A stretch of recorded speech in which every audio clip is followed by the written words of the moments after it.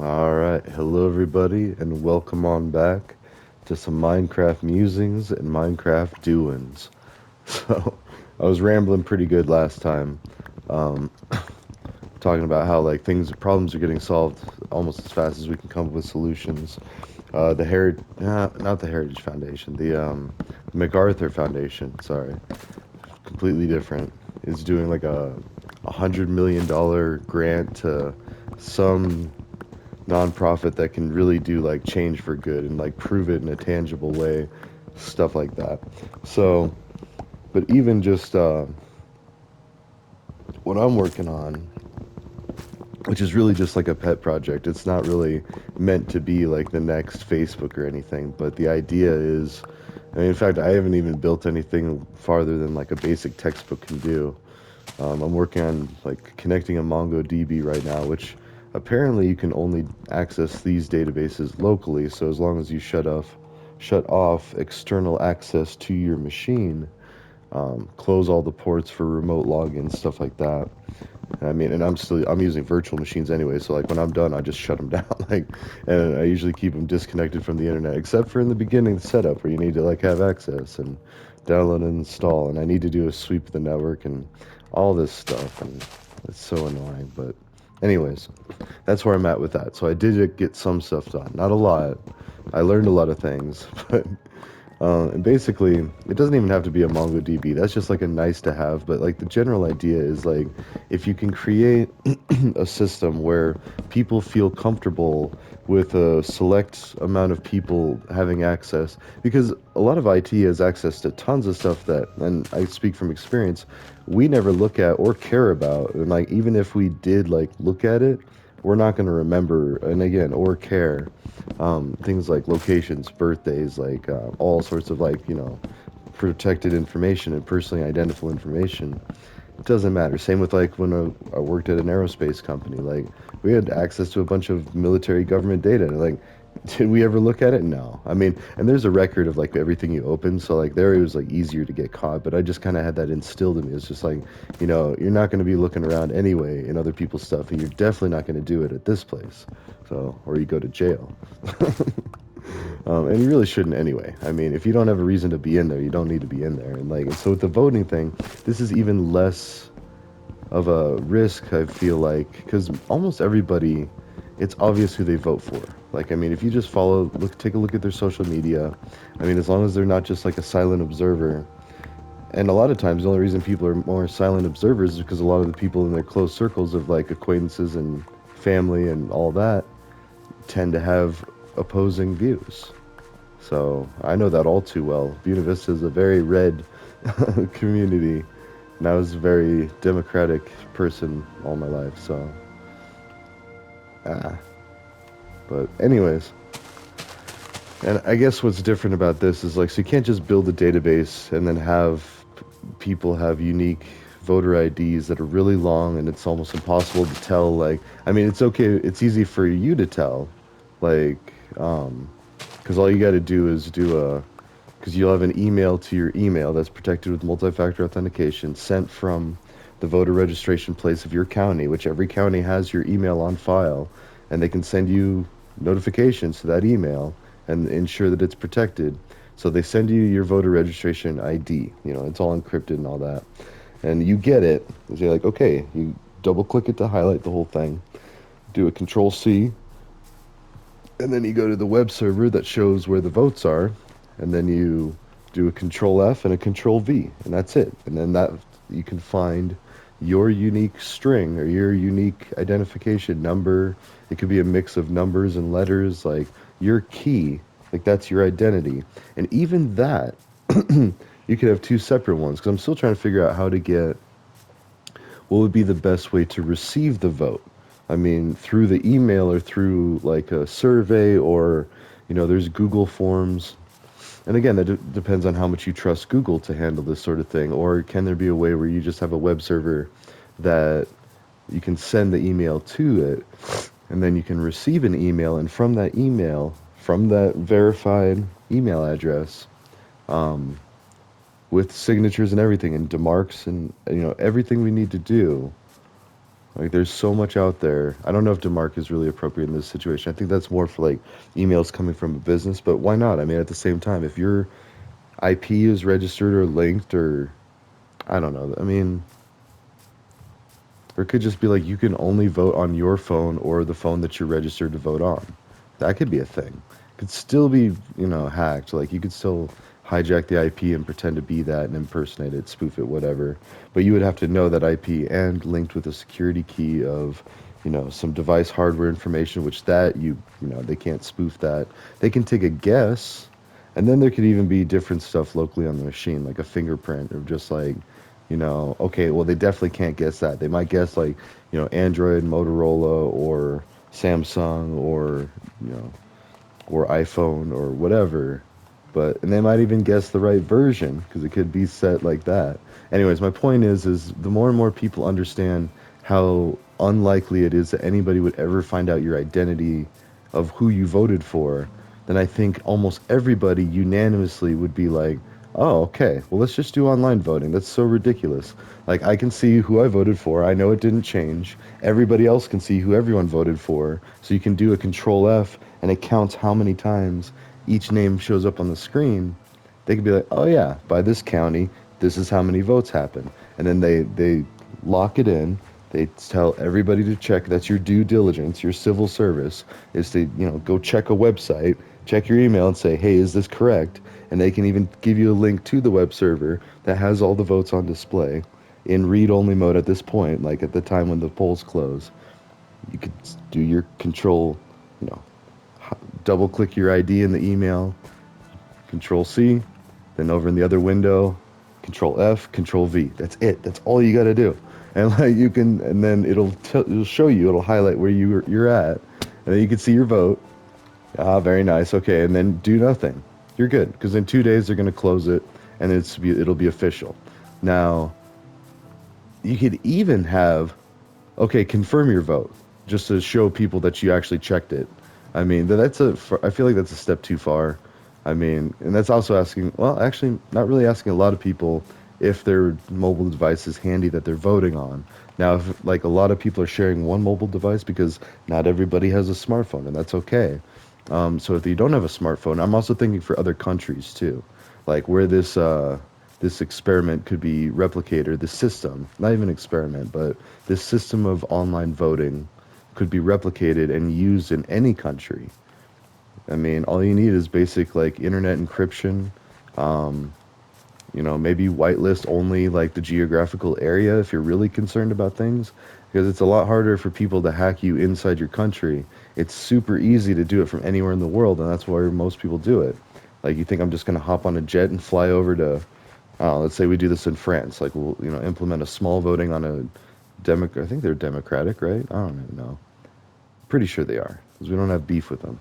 Like, they have some kind of democratic system to elect their president, chancellor, supreme being, whatever. I don't know. I'm just kidding. They don't do that. France is a bad example. I don't know. Same with like Germany.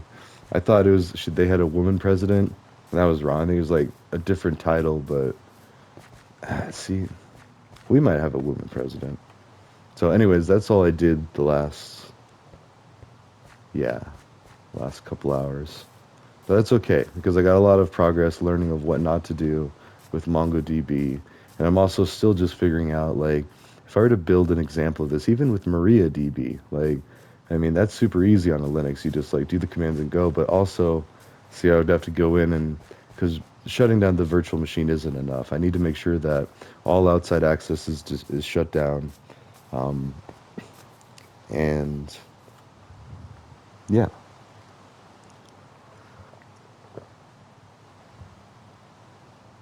Because ultimately, the trust issue is going to be the biggest thing that holds us back. Because people need to trust that their vote is not going to be leaked to anyone, or their email address, or anything like that, their phone number. I mean, the sensitive information like the fingerprint of their device. Like, there's a number of things that still need to be protected. But I don't know, and I don't even want to think about, like, for the U.S., we have a big military presence all over the world, basically. And so for people voting from outside the continental U.S., And even, not even the continental, you've got Hawaii and Alaska, so, you know, like you got to make sure they're all counted, so they need to be on secure networks. But I feel like within our areas, we could whitelist just that area of connections. Like it can have no more than so many hops, and no hops can be with outside. And by hops, I mean locations of routers that they jump from. There's point-to-point nodes on every path of every network communication, and you could say no more than two hops, and it would have, or no more than one hop, it would have to be a single hop away from all of the known nodes in the US. Now, granted, already as I say that, I'm sure you could put like rogue devices on there that seem like they're, and there's still ways to mess this up, but I mean, to severely cut it down, because at the end of the day, you really should be able to access it from anywhere in the world because it's still protected with email.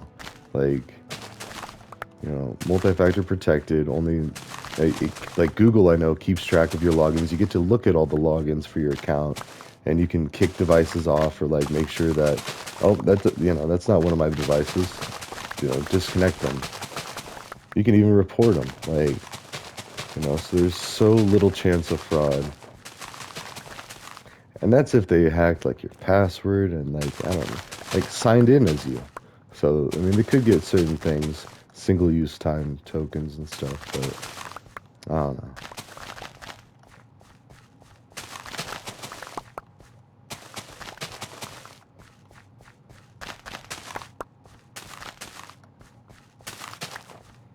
So I'm just trying to think of like poking any holes into it as I can, because really you got to sell it to the community, and the whole community's got to get on board with this. Like, you can't just be like, but I think that this would actually go a long ways to prove that elections aren't stolen and there is zero chance for fraud, because you can look at it and be like, okay, yeah, my vote didn't change. Did everybody look at it? And it's so much easier to say, yeah, I checked the website. I mean, and there would be like IT staff on standby, that it would be like a help desk online, real time. People could call in or do Google Meets or Zoom meetings, whatever, private one-on-one sessions, help walk people through it, have them share their screen if not. Because at the end of the day, nobody really cares. Like, if you, like, I don't care who you're voting for. I know a lot of people that are going to vote different from me. And I don't ever assume that they're ever going to not vote that way. Like, and it doesn't bother me one bit. Like, it doesn't bother them either. They're fiercely proud of how they vote, and that's okay. So, I mean, we also don't get like too much at each other's throat. I mean, the one dude that I constantly argue with, it's more of a, I picked on him back when we were kids, and I didn't really think it was all that bad, but it did almost turn into an Adam Sandler, Happy Gilmore situation. No, he's not putting on lipstick, but I mean, and even if he was, that's his thing. But like, actually, come to think of it, I'm sorry, like, that movie Today, I mean, huh. I mean, it's good. Like, that's no longer like a frowned upon.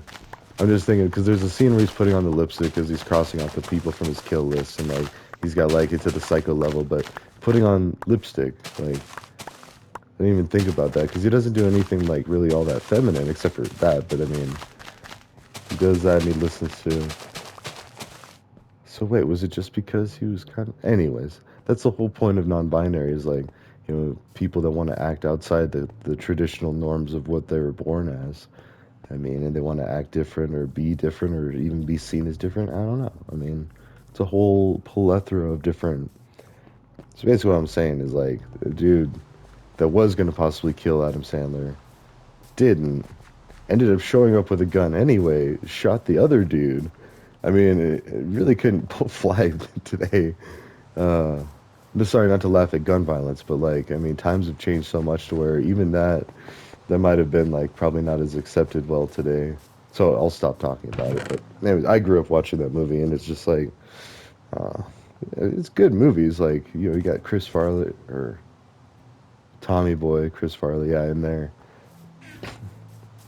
The bus driver, yeah, he's hilarious. And anyways, but politics though, like, we could get rid of so much of the nonsense of a stolen election and just be like, no, it wasn't. There's the votes.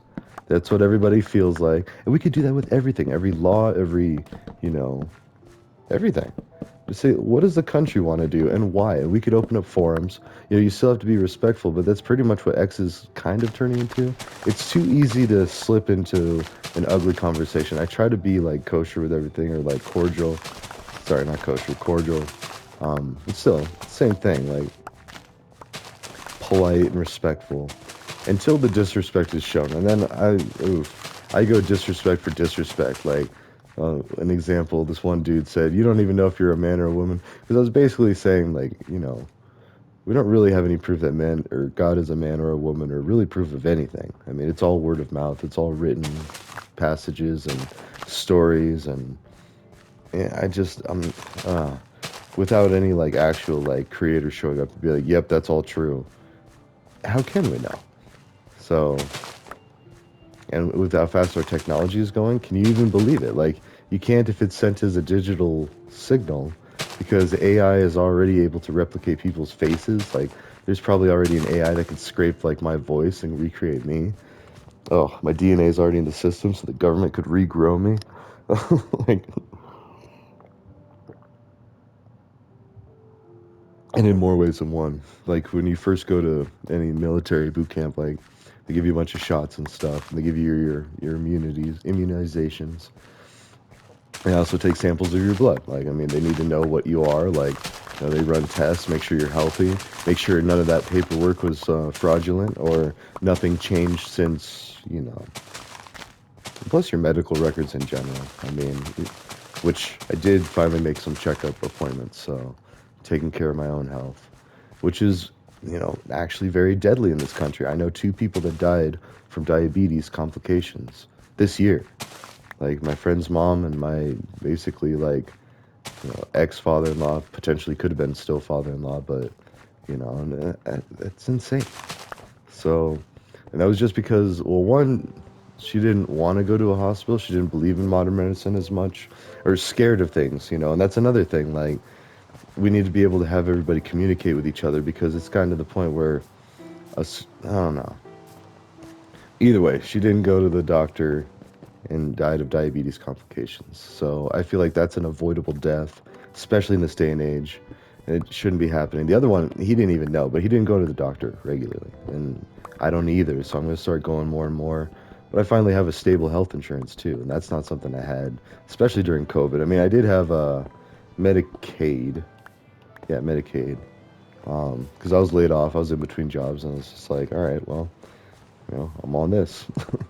I actually got a CPAP on it too. Found out that, how long ago was that actually? 5 years, I think. Yeah, I just hit the 5 year mark, because you have to have 5 years in before you can get a new one. So 5 years ago, I finally started taking care of my breathing during my sleep, because apparently my nose was so screwed up. It was like a zigzag. Um, I don't know. It could have been sports injury. Could have been like growing up, you know, fist fighting with a sibling. I'm just kidding. No, it was probably like, anyways, I don't even know. I don't even like, don't know. It was busted. That's all I know. So finally took care of my health that way. I was dating a gal that, she said I would like stop breathing in my sleep, and then just like like start back up, and it scared her, and she wouldn't let me fall asleep. Like, so I finally started bringing my CPAP over there, but it's just like, you know, how long? I could have gone to my sleep any number of times. So you got to take care of yourself. My point being is like the bigger danger in this country is medical issues, not because we don't have the money to do it or the ability to do it. It's a scary process. First of all, we might not have the money for it. Actually, as I say that. Also, wait, we were gonna build a shrine while we talk about this stuff, but I don't know. Just being able to actively make an appointment, make a routine of it, follow up, you know, react to the things. I used to be pretty good too. I used to get regularly checked out. Well, sports, every year I did sports, you do a physical every year, but then I also used to get checked for like STDs and stuff, or make sure my blood's good, and like, you know. So I haven't been maybe 3 years, no? Anyways, doesn't matter. Um, and thinking of like solutions for other countries too. I mean, the voting thing, yeah, that's, you know, one thing, but communication too. being able to communicate in a peaceful, respectful manner. I mean, basically have government forums on things like Twitch and YouTube. Also, I need... Wait, do I have, like, dirt somewhere? Some. And I need... stone shovels. I'll try to organize this a little bit so I know what I have. Yeah, whatever. Actually, I don't need a lot of these axes.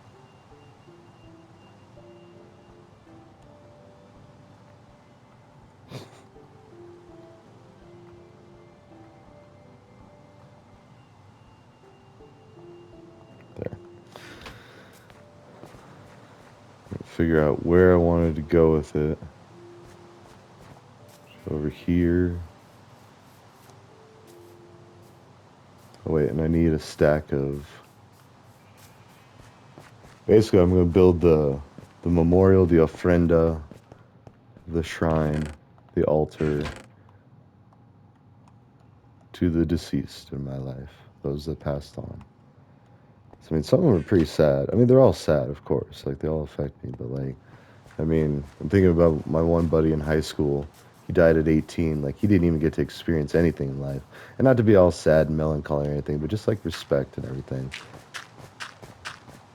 Oh, and also water before I get too far ahead. Okay. So the smart way to go about doing this would be... where do I have buckets of water? There we go.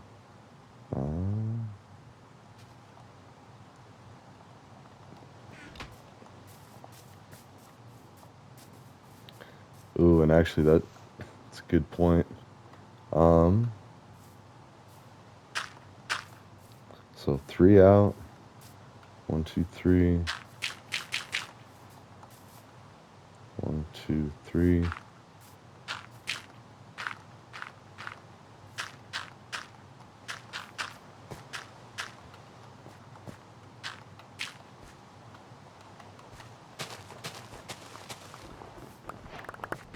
Oh, I got snow. Nice. Okay.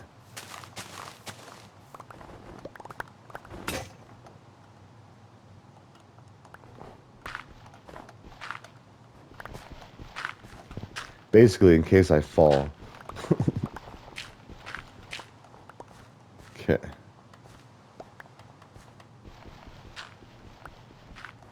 So it's now 3 by 3.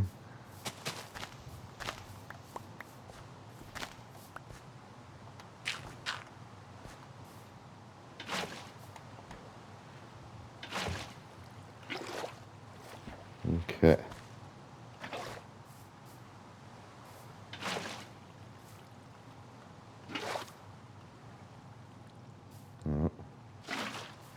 Now I wonder if it's gonna freeze. That's probably the downside. Oh, no. This one needs to stay there. This one.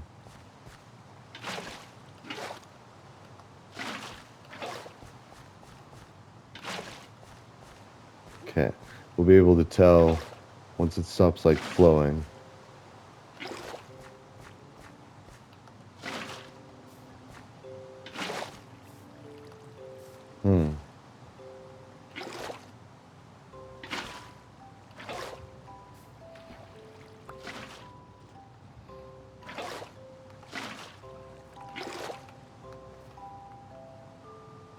Wait, is it flat? Okay. Cool.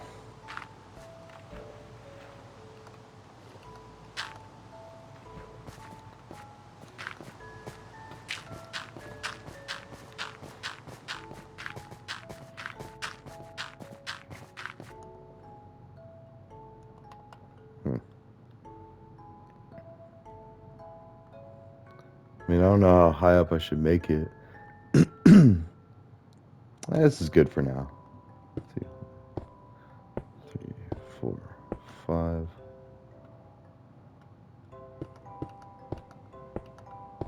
So the problem is, I just realized I need to make the pool a little bigger if I'm gonna make it this big.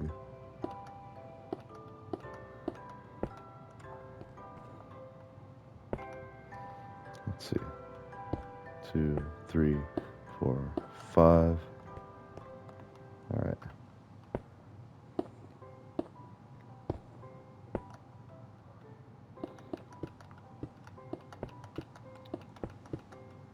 So really, I guess it's just a matter of using whatever security you need to, because you can make any database only accessible from a local connection. Like, I mean, if you turn out remote access, you basically like disconnect it from the internet.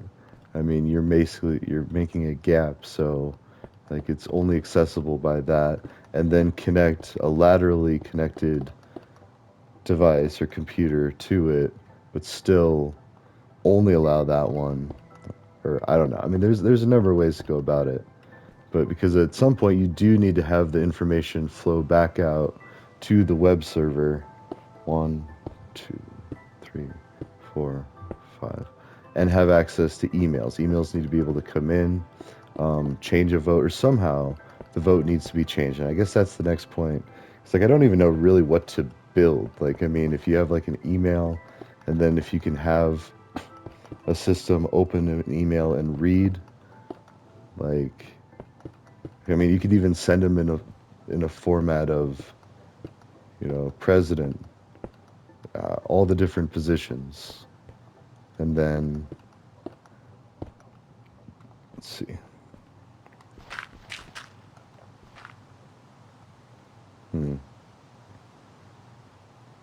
Let's do this. Oh, oops. No, dang it.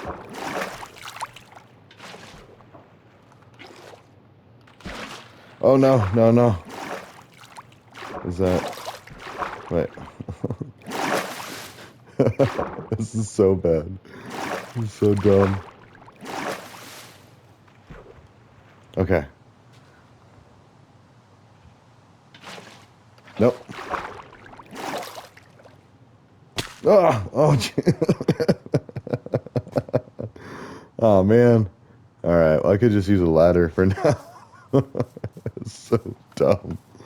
All right. Well, I was trying to get the water in the middle, so then the water would come down, and then I was gonna do that so I could at least like climb up. But now I got to use a ladder, like a schmuck. All right. Okay. We have a lot of wood. We'll just do that. Let's get rid of the snowballs.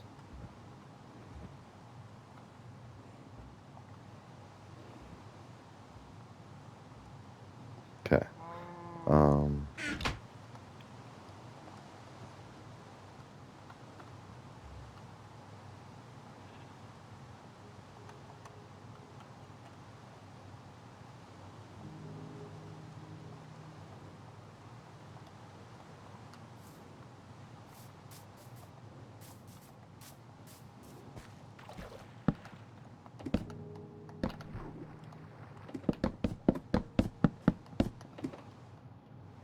Okay.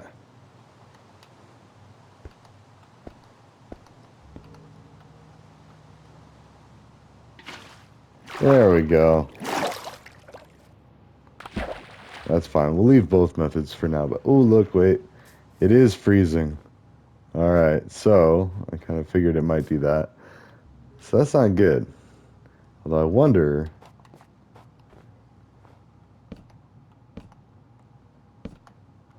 Doesn't that melt?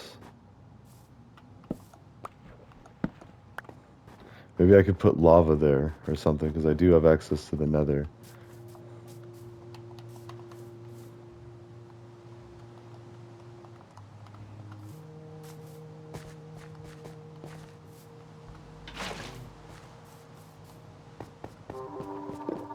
Oh, well, that's actually... All right, so anyways, that's where I'm at with the voting thing. That's the episode there.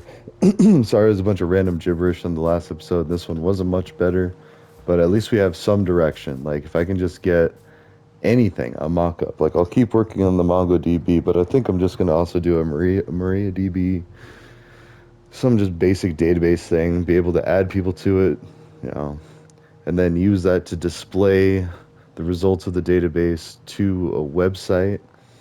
And again, just like making it as secure as possible by just shutting down literally everything and then only opening things as I need to. And even that, like, there's plenty of people out there that have already built things like I want to say this, like, all you need to do is make any of the social medias that people use and tie it to, I don't know. Anyways, ta-ta for now. I'll keep working on it. I mean, I guess it's just like being able to set up an email, and if once everybody is able to set up an email, protect it with MFA, and be able to know that they are the only ones that have access to that email, and it's very easy to check, and they feel completely confident with that, then they can start being like, okay, let's do online voting. Because once they trust the email, and we got to keep it trustworthy too. Like, we got to be very vigilant about this sort of thing. Like, but we're gonna have a lot of eyes on it. I mean, if it's a voting thing, and everybody could, like, you could have people from all walks of life monitoring it. Like, yep, that's the same vote. That didn't change. You know, nothing in these votes changed. Okay, and we could even have a confirmation for the vote watchers. Be like, okay, somebody did verify that their vote did not change. Cool. And that also gives a pulse and a digital trail to anybody who is doing that. So it could be audited. Like, you know, is that IP irregular for that type of connection to this user? And like, as long as we're all okay with that verification, which I don't know why we shouldn't be. I mean, you know, and you could even do random, well, no, you can't really do randomized IP addresses. Like, it would still have to make the same fingerprint. So they would look at the same number of network hops that are, and even if you're not, it would be your device's fingerprint. Or yeah, never mind. The multi-factor ensures the device's fingerprint. So once the device's fingerprint is ensured, or the authenticator app, or whatever you choose to use, the local thing on your mobile device, the combination of your device's fingerprint and the, you know, whatever, verifies that you and only you or anyone with access to your mobile device changed it. Well, that's it. So anyways, ta-ta for now. I'll see you in the next one.